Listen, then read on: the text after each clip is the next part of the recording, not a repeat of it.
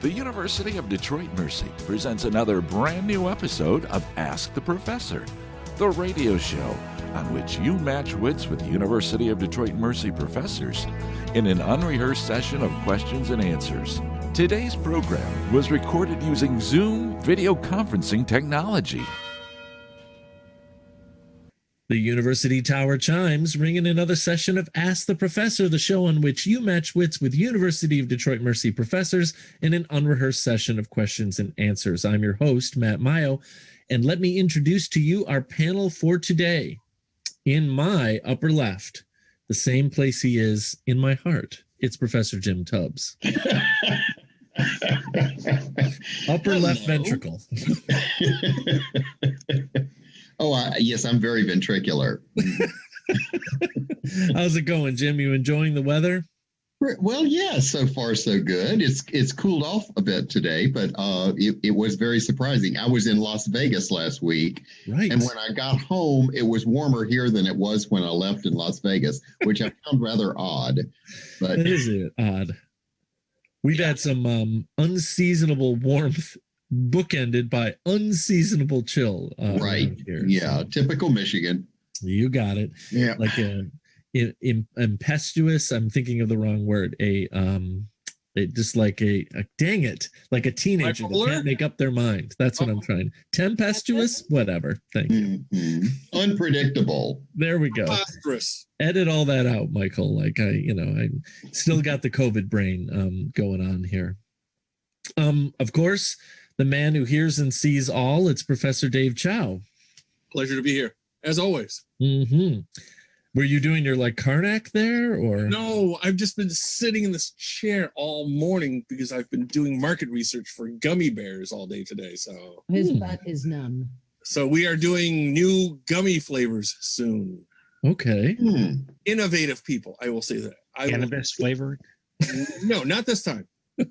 That was for the chocolate bars. I did a couple. Okay. Excellent. New gummy stuff is amazing. So I think it's so great that just totally matter-of-factly, like, Matt, everyone, I've been on Zoom for a long time talking gummy bears. Like, I need a break. Like, this is very sort of normal for you. And this is my regular routine. That's right.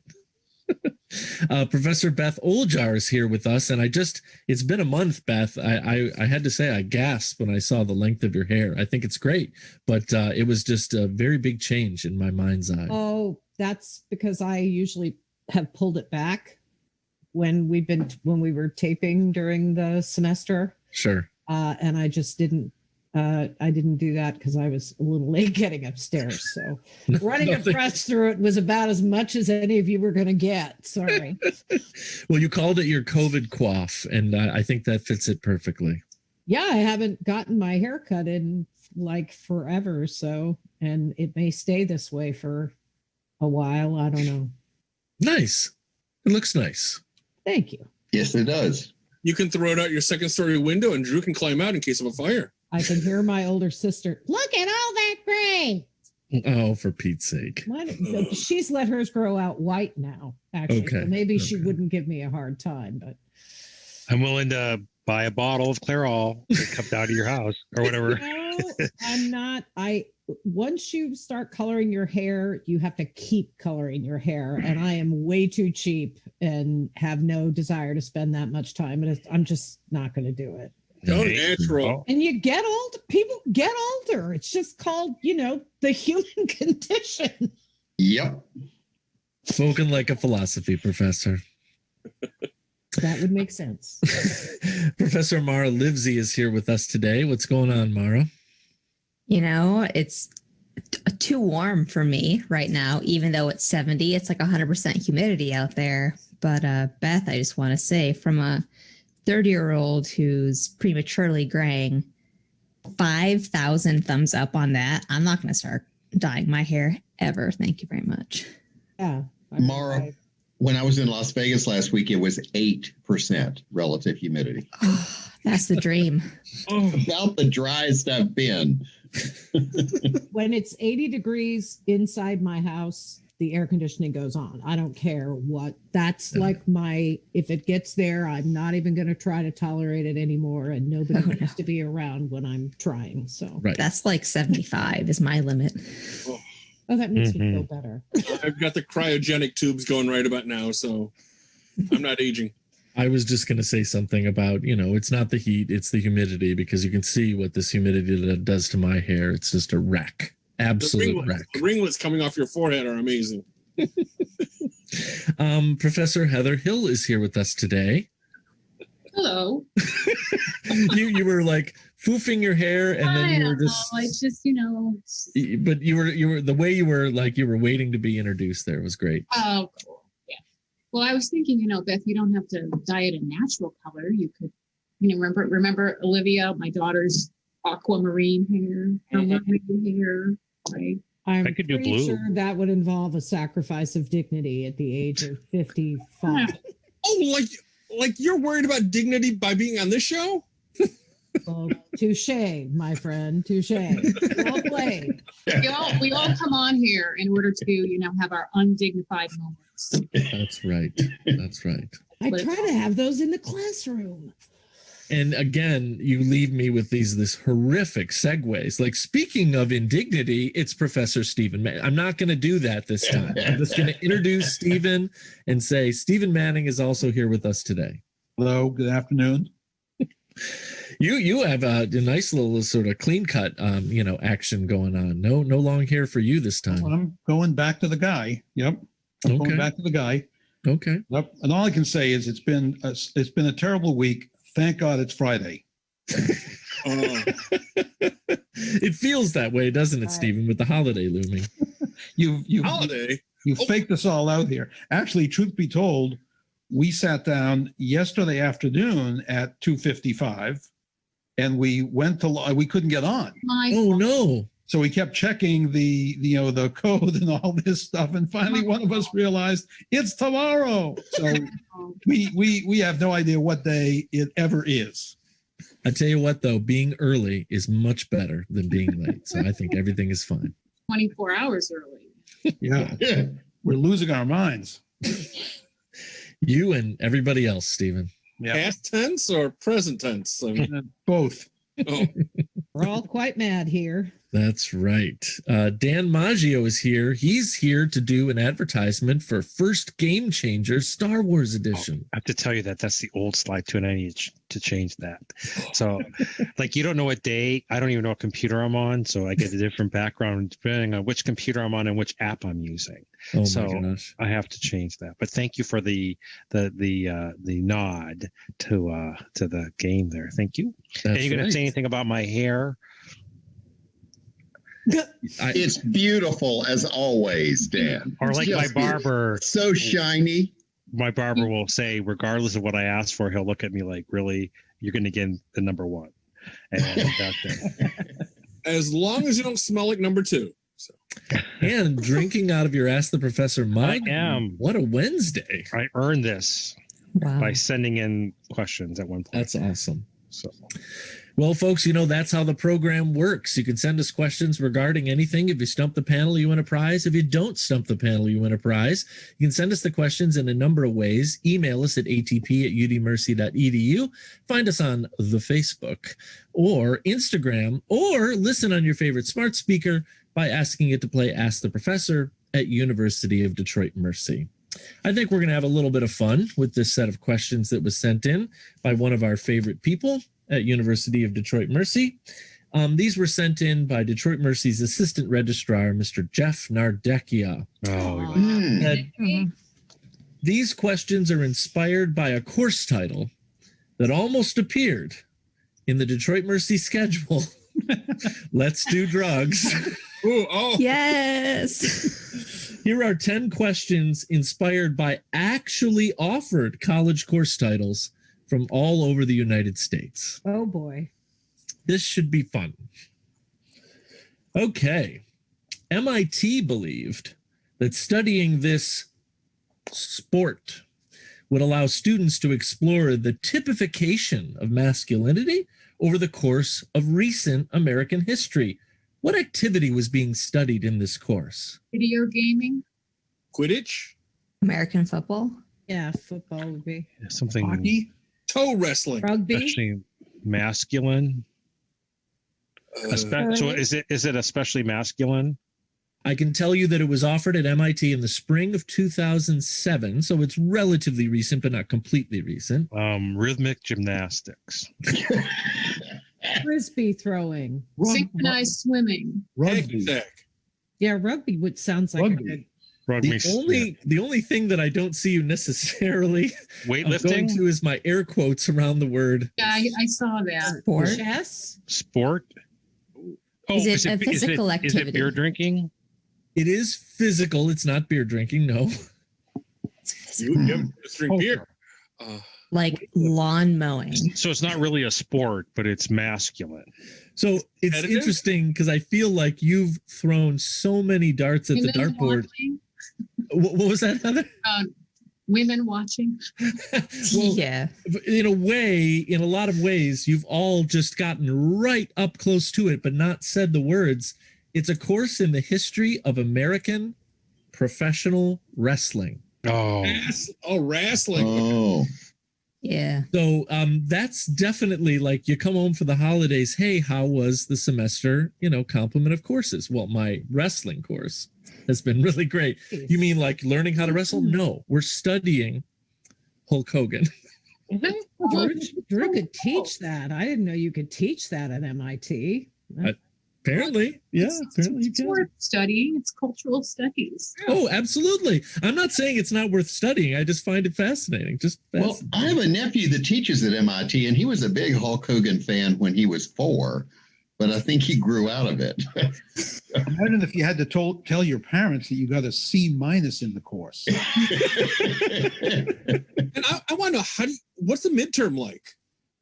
Yeah, do you have to like Well, you have to be able to differentiate Roddy Piper from John Cena from Right. like a figure 4 leg lock from a half Nelson or something like that? Or all the grades for the course are predetermined before the first day of class. I mean, everybody knows what the outcome I'm tapping out. yeah. Exactly. who's a face, who's a heel. and I'm sure it's a tag team course too. Right. Very nice. Very nice. Let's try another one here. There was a course at Rutgers that was actually adapted into the book Ain't I a Diva? Beyonce and the Power of Pop Culture Pedagogy. What was the name of the course taught at Rutgers that became that book? Sasha Fierce. Gonna say something How with to walk a fierce. runway, How to be fierce. posing, or I mean, again, you have like the spirit of everything of what this is, just not the exact wording. This was a course taught at Rutgers titled Politicizing Beyonce was the name of the class. So when you say Sasha Fierce is the name of the course, I'm like, yeah, that's basically it. But it actually became a book, which I think is kind of cool. Now I have to go check that book out. I would take that class. Yeah. Ain't I a Diva? I mean, come on. Let's do drugs. Ain't I a Diva? I mean, I still Same think you midterm. should have been able to call it that. I really, They didn't let me. I know. the provost got involved. I just Like the provost got involved. Oh yes. Even if you People put it in just don't have a quotation sense of marks, humor. even if you put it in quotation marks, The chair of the department received a call from the provost. Is like, can we please make this different? You're talking about the UDM example. Oh yes. Oh. Mara tried to teach that. Mara tried to teach all of our students. How to do drugs. I mean, come on. This one is fairly straightforward. I think it's kind of entered into pop culture. The course itself, honestly, over the last 25 years, Santa Clara University uses this popular entertainment franchise to teach its physics courses. Harry Potter. Star Wars. No, it's got to be a video game. It's a No. movie franchise. Dave got closest, but I'm looking at Dan. What did Star Dave Trek. say? Whoa, what? Oh, Star Wars? Star Trek. Oh, Star Trek. The physics of Star Trek, which also became a book after the class, by the way. I thought more of a video game because they have to model physics so much Sure. and movement and I know there was a while there that our physicist Prasad Venugopal was talking about having a class in Angry Birds, because the physics engine in Angry Birds is so hardcore. You can teach all the Newtonian dynamics from it. And I thought that was cool. It's just that Angry Birds aren't that relevant anymore. So from William and the Windmill. You know that? He did teach a section on that. yes, he did. He did, and had a great time of it this year, by the way. Yeah. So in Star Trek, I always wanted to know, this would be a good question for Prasad. How do they explain their artificial gravity? Right. And how do they explain all the inertia problems away? Once you get an object started in motion, how does it stop if there's no matter to stop it? So Where do the dilithium crystals come from? there you go. Isn't that the key to warp speed? Absolutely. Yeah, there were dilithium mines on some planets. Mm-hmm. That's the latest plot line now. So that doesn't correlate to Earth physics. And then what's another thing that they have to scan? The Heisenberg compensator. Right. For beaming people in and out. Like, how much does it take with you or leave behind? I mean, how do you materialize it? So. Right. How about this one? If you have a desire to learn phonology, vocabulary, and grammar in a language that most people wouldn't be able to correct you in when you use it, you could take a class in this language developed by J.R.R. Tolkien. Elvish. You can take a class in Elvish. Yes. That is the real deal right there. That's at a place called Morley College. I'm not familiar with it, but feel free to learn. I mean, it's worse or, just as bad. You learn Latin. It's like a dying tongue, right? But what about a tongue that's technically never been spoken except for in the movies? And isn't Klingon being taught at several universities too? Oh, yeah. That makes sense. Absolutely. Oh, yeah. It makes total sense. Much sense to give credit for a wrestling class. How about something a little closer to home? This was frankly, a few years before the pandemic, but we saw it a little bit in the news.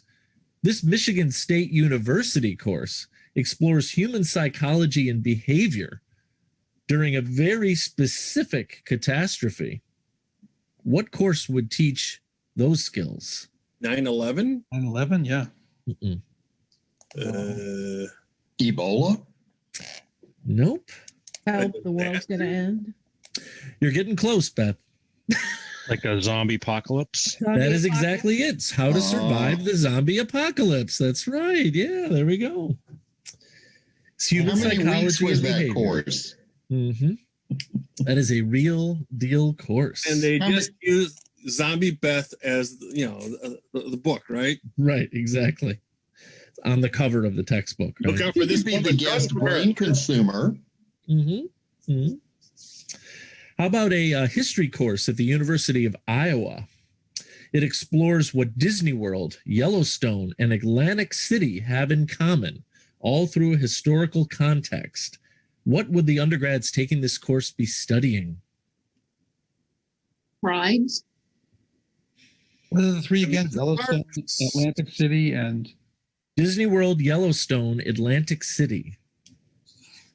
Yellowstone. There are, Alternative realities. is it a play on parks at all? No. Getting close, Dan. Although I do like alternative realities. This is a course in studying the Great American Vacation. The Great American Vacation. The what? Whatever that is. Yeah. Do people go to Atlantic City for vacation? Yeah. They do in the movies. They do in the movie. How about this course offered at the University of California, Irvine? Have you ever considered how the Incredible Hulk would have impacted the environment on our planet? If you have, you might want to take this course. Going Green? That's a good one. Wow, I got to give partial credit. That's environmental wrestling. It ain't easy being green. Superheroes and their effect on society. That's 98% right there. It's science from superheroes to global warming. I mean, they're finding a way to connect it. So, but I like the green. Like they totally missed the green angle there. I mean, come on. And what you can do with yellow contact lenses. Right. How about at good old UC Berkeley? This course notes that a long-running TV show's best moments serve as inroads to a broader consideration of philosophical imperatives in ethics, theology, free will. What is the TV show covered in this course that first ran in 2003 and runs to this day at Berkeley? The Big Bang Theory. Is it that one with? No, that was more recent. Let me see. 2000. I actually have the book as a result of this course on the bookshelf in my office. Theology and philosophy. Ethics and free will. Harry Potter. Survivor. It might just be a few weeks off from recording. You think? No, it's The Simpsons and philosophy. It's an intro philosophy class that uses. We should have known that instantly with you, Matthew. Yeah. If you've got the book. And just at his office. There are a bunch of those books. So Buffy Yeah, Vampire Slayer and philosophy, South Park and philosophy, Right. So right. yeah, that doesn't surprise me. Ethics and free will. Good place to start, right? Sure. You need not love oranges to study this course at Florida Southern. The class covers all the fruits in this field of study. What subject are you studying? Citrus fruit? Yeah, it's citrus studies. Citrus studies. Like, what are you learning? When are we going to get acetic acid studies? I hope the instructor put more effort into the course than the title. Oh my gosh, I'm so sorry. Prune studies. There's the old lemon squirt in the eye for you. Oh, that is just, I don't even know what to say. I just, of course I know what to say. I'll quote The Simpsons. So to end our course on monorails, mono means one and rail means rail. Any questions? This course at the University of Washington, explores monorails, which are trains to nowhere. Exactly. This course at the University of Washington explores life on or from other planets in a structured interdisciplinary training. It's a graduate level course. What is it called? Not the one in ethics and public policy, then presumably that I taught. Huskies and cosmic studies. Huskies from Mars. You're specifically talking about life forms, though. So that extraterrestrials. Getting closer. Is it a play on a movie title or something? No, it's actually kind of not really like a goofy name. It's just sort of a like Aliens and Us. Like bacteria in your Starbucks coffee. No, it's called astrobiology is what it's called. Astrobiology. That really makes you think about the stars there. I'm thinking Jeff, the Dr. Jetsons. So, I mean. Those were pretty spectacular questions, Jeff. Those were a lot of fun. I was thinking of alien huskies, which would characterize our beast. Yes. Psycho dog beast. Who's clearly from another planet. Psycho dog beast. Psycho dog furry beast. So, we have just enough time here, professors, for us to do our absolute classic. We have you remember our new version of our ATP favorites is called The Imponderables. This is from Frank Burroughs and his family, and they are interested in finding out our favorite regional food. Regional food. Regional food. Ooh, I got to one. This region? Oh, pasties. Pasties are a good answer, but I don't think it has to be this region. Mara, could be any region. Has to be the United States or no? No, probably not. I beg your pardon? Well, another one would be grits. Of course. Okay, I've got one. I don't know how well known it is, but a friend of mine's been asking me questions all about almond boneless chicken. Oh, Mhm. yeah. Once you leave Detroit, you're not going to find it. So, That's right. ABC. I get that at Wing Hong all the time. I know, but again, go ask your family down south, see if they have almond boneless. Hmm. It's a Fried regional chicken thing from beignets. Fried chicken and beignets. That sounds delicious. Not that you can beignets. get both at Cafe Du Monde, but the Oh, beignets there and the Cafe au lait is really, you haven't really lived until you've done that. Plus, they're just so yummy. Yeah. Who doesn't like fried dough? That's what I always say. I am a connoisseur of the fry-later arts. So, as Anthony Bourdain used to like to say. So, I love it. Violator arts. I love it. it's right here with meat on a stick. I'm a fan of the microwave arts. There you go. How I've got about, how about Philadelphia cheesesteaks? a cheesesteak. Oh, is yeah. a good one. Yeah, Have you guys seen the absolutely. lefties yet? No. no. Oh, But delish. So anyway, come So on. I'd probably say so chicken shawarma, being from around here. But if you went back to where I grew up, and Jeff might know this too. I wish Jeff was on today. So in northwestern Pennsylvania, they have ox roast, which is basically shaved like beef, but it's cooked in a special way. So you have ox roast sandwiches; those are delicious, and that's very regional to that area in the German, the German immigrants that settled there. Hey, Sure. Dan, what's that sandwich that they make in Rochester? That garbage plate or whatever it is? Dweck. New Rochester, York? New York? I Yeah. don't know. It's Dweck. Isn't that what they call it? Oh. I'm thinking of Buffalo. Sorry, not. I know another one which I don't like at all, and it's not regional to me here, but Philadelphia's got that fried pork fat, Scrapple. scrapple. Oh. Ugh. It's There's a lot more to scrapple than fried pork fat. What do you? Same And- German immigrants that gave you that roast gave you, or Amish who butchered that way. That's true.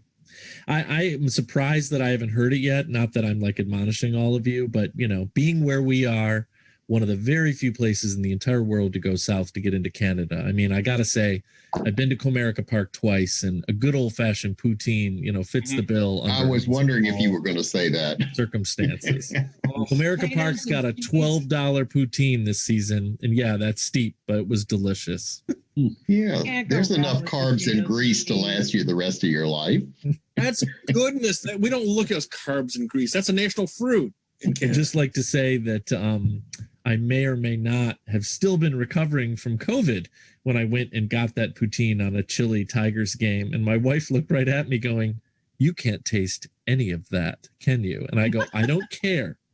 It just has a homey feeling to Yeah, it." if it's a cold enough day, it helps. Poutine is for the soul. It's not for the stomach. That's right. That's right. I'm torn between two like polar opposites, regional to Michigan, saying like, nothing beats a good coney dog. But at the same time, I'm like, when I was in Boston last, I had this like great lobster roll. Oh, Like they're both sandwiches and they're equally good, just very different. Very different, yeah. Equally So- regional. Mara, with the lobster roll, did they put anything in it, or was it just the lobster and the mayonnaise? This lobster roll was just lobster and mayonnaise, like real simple and like Yeah. buttery, like Yeah. So I am no way an expert on lobster rolls, but when I do go to New Hampshire, is Heather going to pick up on where I'm going here? When I do go to New Hampshire, and it's in the summer, we drive to the coast, the Atlantic coast, right south of so where New Hampshire meets Maine. There's the coastal road, and there are many roadside stands that just specialize in just like lobster, like 10 for $1 you can get a lobster I don't know. and lobster rolls, and they are just fantastic there. Do you do Lobster Fest? I'll do Pretty Lobster holiday. Fest. Holiday Market? Oh no, I haven't done it there. they- You will pre-order them and they have them ready and they're really hey, Matt. Yeah, we had joked about doing the kegger over here. Do we want to go absolutely stupid? I mean, there's a place in Maine that I order live lobster from. Oh my gosh. They will ship it here overnight, and they will still be alive. Yeah, my parents actually sent us a whole lobster dinner from Maine for Christmas. That was our Christmas. Go. It was incredible. Isn't it? Really That good. is the best. Yep, and they were still alive and kicking. Yeah. Wow. I still remember when we came back from Maine that one time. I remember Marcy went over to to get the luggage and said, "Screw the luggage. Ain't nobody gonna care about my dirty underwear. Where are the live lobsters?" So I just made sure I got the lobsters. I could care less about my luggage, but we brought home like 11 live lobsters. This is just about as lively a response to the imponderable question as we've seen since we got this list. Food. This is great. It's Haven't about heard food. from Dr. Manning. Mm-hmm. Dr. Manning, you Well, ever? the lobsters, reminded me when I lived in Brunswick, when I was teaching at Bowdoin, in the summertime, they would, I think the two husbands were lobstermen, and they would bring the catch in and they would put it in the back of a pickup truck that they had fashioned with salt water in the truck. Yep. And dumped all the lobsters in there and then drove to the town square. This is a tiny town. The only thing that there is Bowdoin. They drive to the town square, and their wives would sell these lobsters right out of the pool. And they were, at some point, they were down to, $2 a pound. Oh. I mean, limited. Wow. I was waiting to hear like they were heating the butter on the manifold or something like that. You'd start the butter heating at the apartment before you went downtown to get the lobsters, so the butter was ready when you got back. I would also add to that list a regional specialty, because I'm from New England as well. And on that same road that Dawn referred to, I think it's Route 1, the coastal road in the East Coast. Yes. Fried clam places. Fried clams. I had so many fried clams when I was a kid because they were plentiful and cheap. Now they're so expensive. My brother, who lives in Phoenix, sometimes orders them by mail. And I think we had them last year when we were out there. We had them last time we were out there. He had ordered something. We had a whole bunch of fried clams. Delicious. But you got to have them with the bellies. If you go to Howard Johnson's place, they sell the and you can even buy them frozen. Mrs. Paul's strips. Just this clam, the necks, the strips, that you got to have the bellies. That's the real ocean flavor. So I would add fried clams to the list. Nice. We've covered a lot of ground here for absolute sure. But I'm afraid the time has come for us all to say goodbye. Dan. Goodbye. Stephen. Bye. Heather. Bye-bye. Mara. See ya. Beth. Bye. Dave. See ya. And Jim. Goodbye. And now these words from University of Detroit Mercy.